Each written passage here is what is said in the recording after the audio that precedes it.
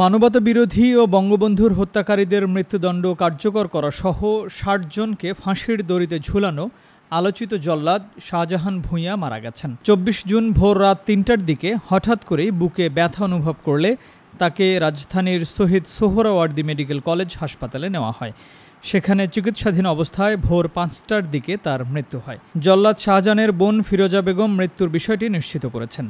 তিনি সাভারে একটি ভাড়া বাসায় থাকতেন। খবর পেয়ে মরদেহ গ্রহণ করতে দুপুরে হাসপাতালে পৌঁছান তিনি। হাসপাতাল থেকে মরদেহ নিয়ে গ্রামের বাড়িতে আসা হবে। পরে সেখানে তার জানাজা শেষে দাফন সম্পন্ন হবে। এদিকে বঙ্গবন্ধু শেখ মুজিবুর রহমানের ৬ ঘাতক, ৬ জন যুদ্ধ অপরাধী, কুখ্যাত সন্ত্রাসী এরশাদ শিকদার, জঙ্গি নেতা বাংলা ভাই আতাউর রহমান সানি, শারমিন রিমা হত্যার আসামি খুকু মনির, ডেইজি হত্যা মামলার আসামি হাসান সহ আলোচিত ৬০ জনের ফাঁসি কার্যকর করেছেন শাহজাহান। শাহজাহান ভূঁইয়ার জন্ম নরসিংদীর পলাশ উপজেলার ইছাখালী গ্রামে। উচ্চ মাধ্যমিক পরীক্ষা শেষ করে স্থানীয় রাজনীতিতে জড়িয়ে পড়েন। হত্যা ও অস্ত্র মামলায় তার ৪২ বছরের সাজা হয়েছিল। ফাঁসি কার্যকর ও অন্যান্য কারণে তার সাজার মেয়াদ কমিয়ে ৩২ বছর করা হয়েছিল। ৪৪ বছর কারাভোগের পর ২০২৩ সালের ১৮ জুন কেরানীগঞ্জের ঢাকা কেন্দ্রীয় কারাগার থেকে মুক্তি পান তিনি।